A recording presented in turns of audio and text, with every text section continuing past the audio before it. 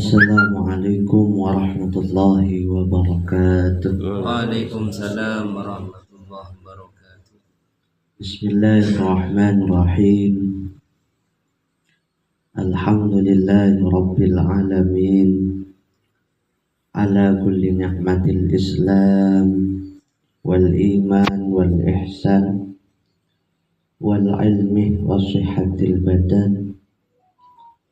Wassalatu wassalamu ala sayyidina Muhammad wa ala alihi wa ashabihi wa azwajihi wa dhurriyyatihi ajma'in.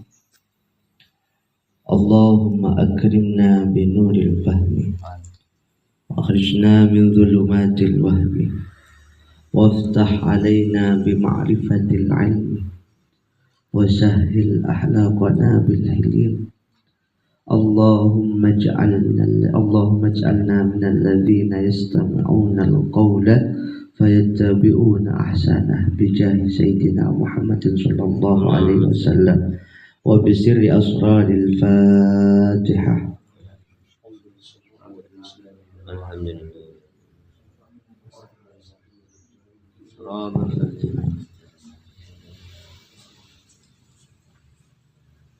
Samahatas suyuh, para alim, para ulama,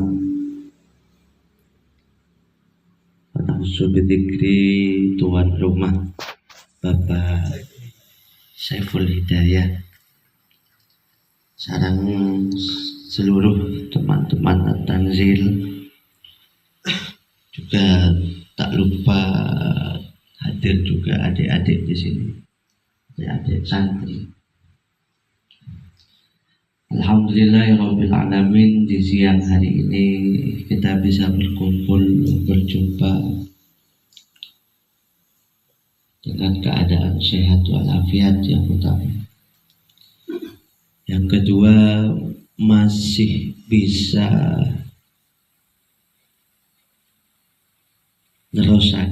meneruskan lelampa baik yang telah ditinggalkan, yang telah diwariskan, yang telah dibuat oleh para masyayikh kita semua. Alhamdulillahirabbil alamin. Alhamdulillahirabbil alamin. Teman-teman sekalian, sedikit saja saya tadi sama Kefayat ada pembahasan ayat wa kaifa takfuruna wa antum tutla alaikum ayatullahi wa fikum rasuluh wa may ya'tasim billahi faqad hudiya ila siratim mustaqim. Ini ayat kalau diangan-angan, karena Al-Quran itu lengkap, semua masalah, semua penyebab masalahnya ada,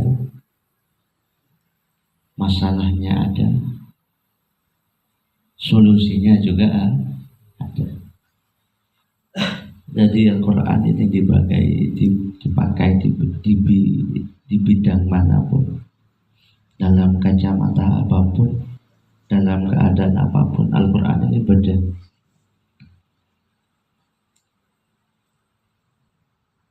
Tidak lemah, gimana kalian sampai menjadi kafir,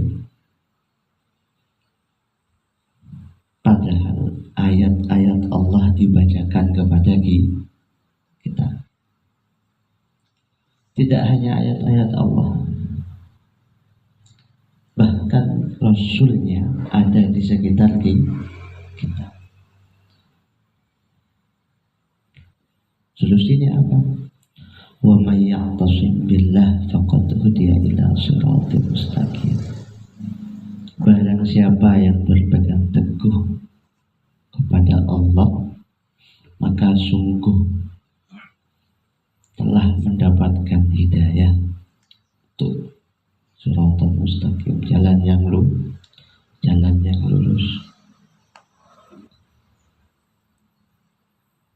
Penyebab ini membahasakan berpegang teguh kepada Allah ini tentunya dengan apa? Saya paling semak, yang paling dekat itu dengan mengingat kembali apa yang pernah kita latih di pondok pesantren kita dulu, di madrasah kita dulu, bahkan kalau di lager kita Lampung. Para guru itu, guru ngaji, guru lager, para kiai itu sudah mengajarkan kita. Bahkan kalau di pondok, dari sebelum dibangun sampai tidurlah, sampai bangunlah lagi, kebiasaan itu ditanamkan di dalam kita. Cuman terkadang sayangnya kita ketika sudah keluar dari pondok, keluar dari madrasah, keluar dari diniyah, keluar dari lager, lupa. Bahkan jarang yang mempraktekkan itu. Apa? Kegiatan. Coba kita flashback. Kita kembali ke masa-masa kita menuntut ilmu. Dari awal kita bertahajud. Ya. Kalau dokter di pondok ada tahajud persiapan sampai subuh. Subuh bangun, sudahnya selesai sholat subuh, biasanya ngaji. Jam 6 selesai persiapan sholat. Persiapan sekolah. Sampai sekolah jam 7 berangkat. Sampai jam 3 kalau sekarang, kalau dulu entah sampai jam 1 istirahat. Kemudian jam 3 bangun asar, kegiatan lagi. Terus sampai jam 10. Sebenarnya ini adalah pelatihan yang telah kegiatannya itu disusun begitu rapi oleh para pendahulu kita, oleh para masyayikh kita, supaya kita tidak menyia-nyiakan waktu kita. Saya berpikir kemarin, ongkon ada yang menelaiki ke masyarakat aman. Beda. Lah kode-kode telok beda. Kalian bekerja jam 3 malam ada? Tidak ada. Jadi kegiatan yang disusun di pondok itu pas. Bedanya ketika kita ada di pondok itu belajar ilmu, maka ketika di rumah adalah mengamalkan ilmu. Contoh, di pondok kalau jam 7 sekolah, kalau di rumah kita mengamalkan ilmu. Dengan cara apa? Bekerja. Jadi waktu menunggu sholat itu bisa dibawa bahkan ketika sudah pulang ke rumah masing-masing. Nah ini wa may ya'tasim billah ini berpegang teguh. Sangat rugi ternyata kita. Ketika di pondok sudah terbiasa melakukan hal-hal baik secara maksimal setiap harinya, bahkan kegiatan ubudiyah, kegiatan ibadah, kegiatan pembelajaran ilmu sudah maksimal kita jalankan, kemudian sampai rumah kita kadang lupa. Karena kan sama saja kan. Sampai perlemak ya kegiatannya bermulur sampai jam 5. Tapi kan maghrib kan memang kalau kerjanya maghrib kan masih ada di rumah. Beda maghrib kita lawan itu. Tak ada kan. Udah kesal bangun maghrib tak ada. Pas itu mau ada itu hubungan sampai subuh. Kelonin. Lah ini mungkin kita harus perlu evaluasi lagi diri kita. Kenapa?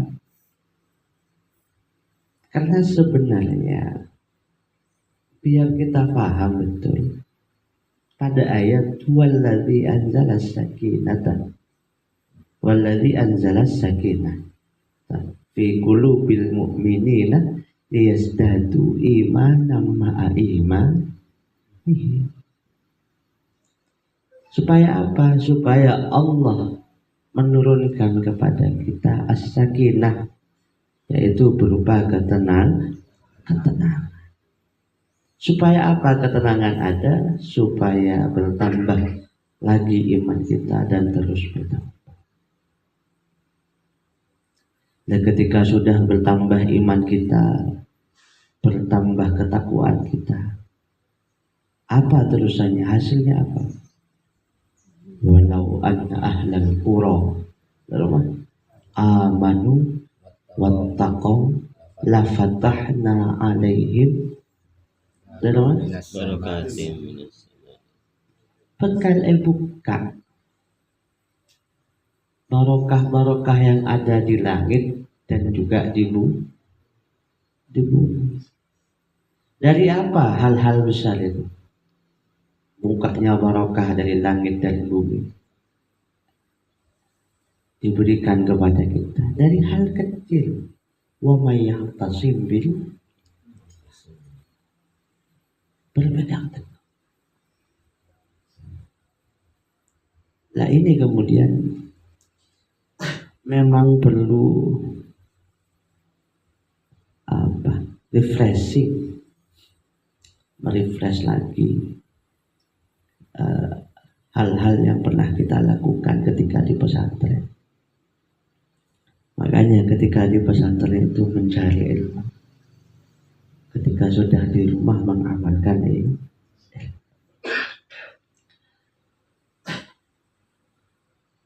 Dan yakin saya pasti diberikan yang terbaik oleh Allah Subhanahu wa ta'ala.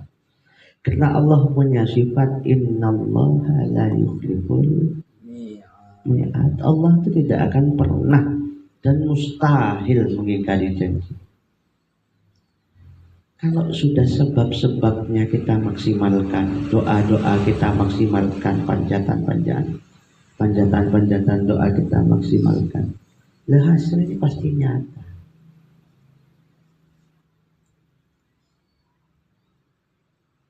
Kenapa di pondok itu kita dulu dibiasakan untuk sholat qobliyah ba'diyah, sholat sunnah rawatib, sholat sunnah tahajud, sholat sunnah duha, puasa Senin Kamis.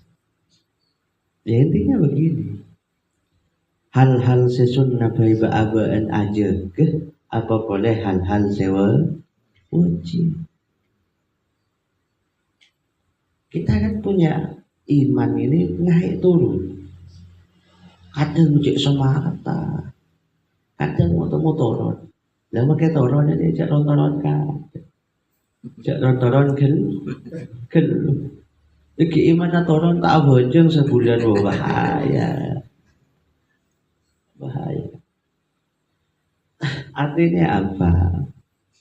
Ketika kita punya banyak pagar yang berupa sunnah rawatib, berupa duha, paling imannya turun, tak sholat tuh, tapi wajibnya aman.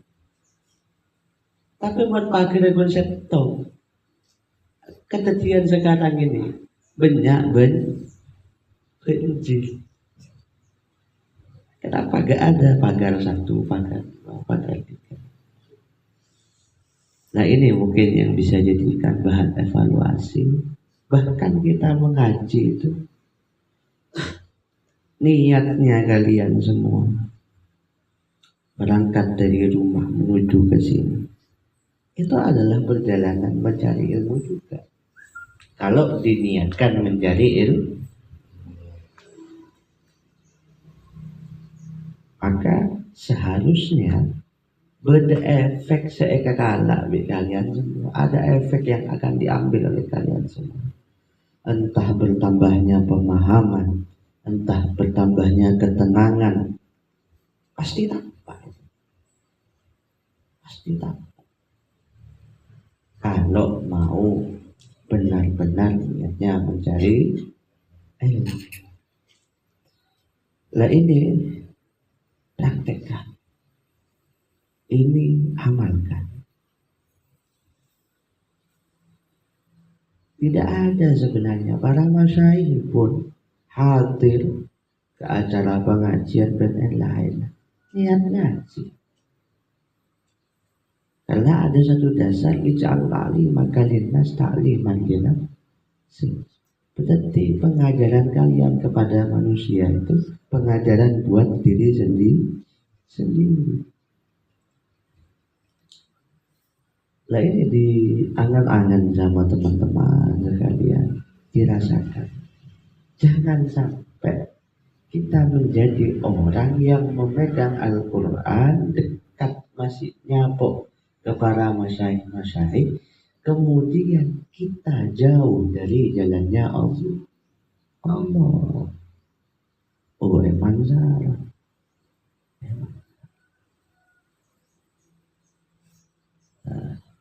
Jadi ini pengajian keberapa ya? 192. Oh, sudah 162 kali kalian apolog. 162 kali kan setiap bulan.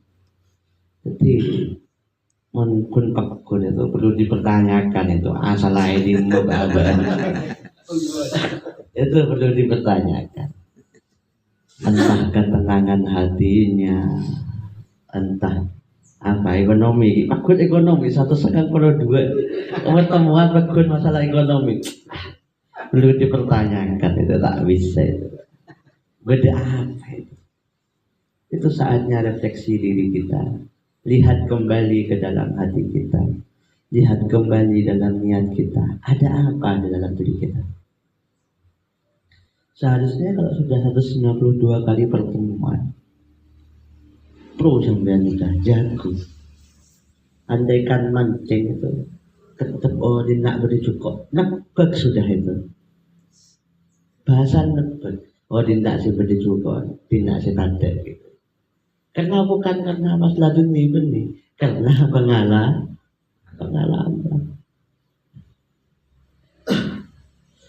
Saya kemarin ada tetangga mondok, anaknya mondok di rumah di Putri, ternyata sudah 9 tahun. Saya tanya, "Bambian anak apa mak mondok pekanan rumah Pak?" Abdina mondok debun kiai Mas. Ya enggak ada debun lagi. Mak beda ajeng kelaparan. Ada mah ayam kelaparan di lubung padi. Ada apa maksudnya?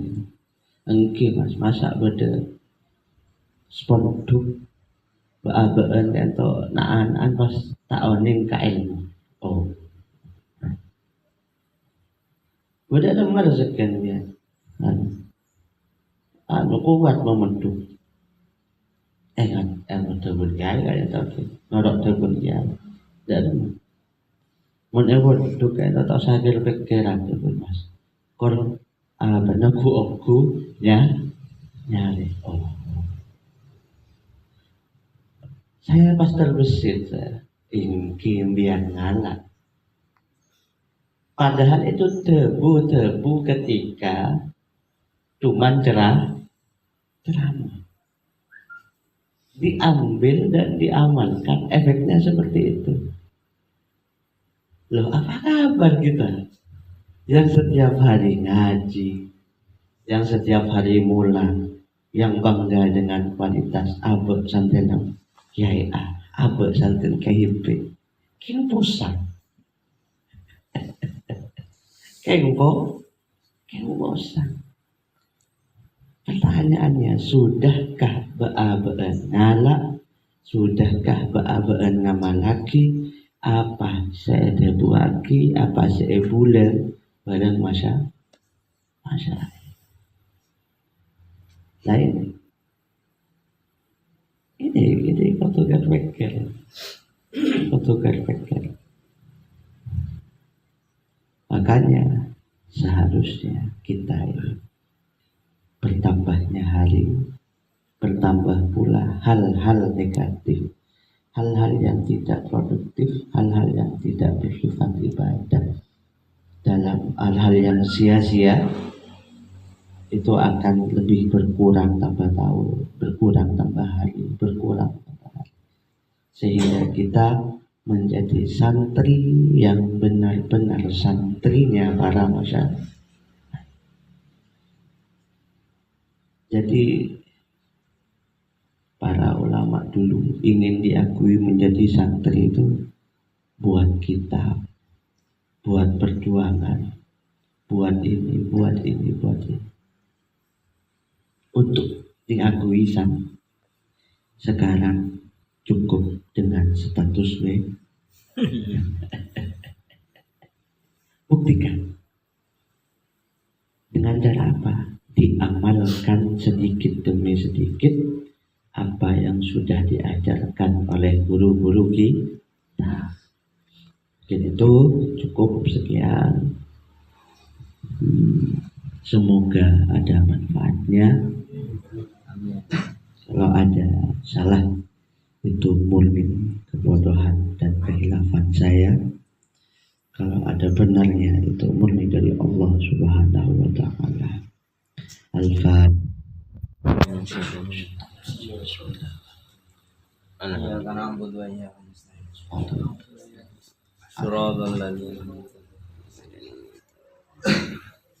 Bismillahirrahmanirrahim.